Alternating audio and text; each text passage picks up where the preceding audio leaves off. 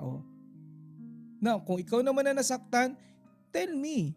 Para at least alam ko rin ang ibibigay ko sa yung advice kasi hindi po talaga magkaparehas. Kaya hirap na hirap ako magsalita, hirap na hirap ako magbigay ng salita sa'yo kasi ayoko magkamali ako. Ayoko in the end ako ang matitwist. That's why nag-iingat talaga ako. Kaso, ilang beses kita binigyan ng pagkakataon, marami kang ni-revise, pero still may mga tanong pa rin ako na hindi mo masagot. Kasi talagang pupunta ako doon sa gusto kong puntahan kahit iligoy mo ko, kahit ilayo mo ko ng ilayo kasi meron na ako nakikita. Ang problema, hindi natin may prove, hindi natin malaman kung anong katotohanan. At lahat ay abnormal.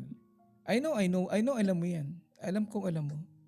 Pero syempre, nire-respeto kita ate. And kung talagang ayaw mong maging I fair think ang laban kasi natin.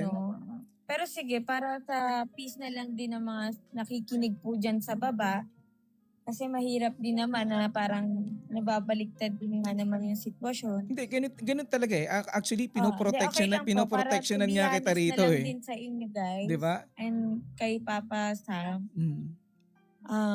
Meron na kasing nangyayari na parang kasal sa iba, pero hindi sa kanya. So parang dun siya nagalit. So ibig sabihin meron ng issue na magpapakasal ka sa iba. Pinagkakasundo. Hindi, sinabi mo na eh, magpapakasal ka sa iba. Okay? Kung ano Yes. hindi nga ako nangunguha ng salita na ano eh, puro nanggagaling sa bibig mo ate para at least hindi tayo maano dito. So merong issue na magpapakasal ka sa iba. Kaya nagkaganon. Then yun, kalas. Right guys, it is very simple. It's okay. At least wag na natin siya husgahan kasi ang ano natin dito, ang pinopoint natin dito, at least yung katotohanan. Kasi hindi talaga ako matatahimik. Alam ko yung sarili ko eh. I know na umpisa pa lang there is something wrong. And lahat ng pinagbabasihan ko, tama ako talaga. Di ba? Tinanong ko rin siya, tinanong ko kayo. Ang hirap. Pero now, lumabas na meron na talagang kasalan. So tama nga talaga sinabi ko na may something. And yan yung something. Kaya ka rin nila sinisisi o tinetret kasi nga naman, lahat ay talaga nagsimula sa problema sa'yo.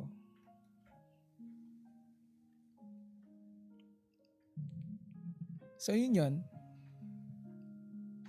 Now, since wala naman kayo anak, and you guys are not married, you guys are free.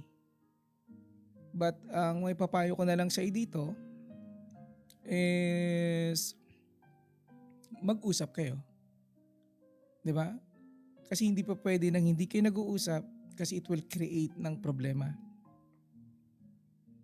Kailangan matanggap niya yung pagkatalo niya, matanggap mo rin yung pagkatalo mo, matanggap niya yung pagkapanalo niya, matanggap mo rin yung pagkapanalo mo.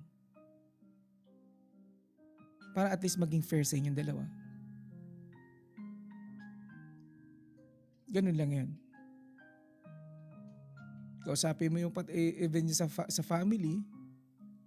Kasi masyado na maano yan. Masyado nang kung pupuntahan pa natin yung planong pagpapakasal na yan, guys, pasensya na kayo, we're running out of time. So, masyadong mas lalaki. Sana kung kanina, mabibigyan natin to ng time. Pero as I said, nagkamali na. Pero syempre, by the end of the story, kung maghihiwalay man, maghiwalay kayo na maging maayos. Kasi hindi na rin kayo pwede magsama dalawa eh. Yun yung nakita ko rin naman. So dito, pag-uusapan nyo na lang kung ano yung na lang nararapat na pag-usapan para at least sa paghihiwalay nyo ay maging maayos sa paghihiwalayan. Hindi na kayo pa pwede magsama. Both of you, may damage na eh. May mga nagawa na kayo hindi maganda, so it will not be healthy anymore. Ganun na lang. Just try to communicate with him. Just try to kausapin mo maigi. Tapusin nyo na ka mo, dapat tapusin.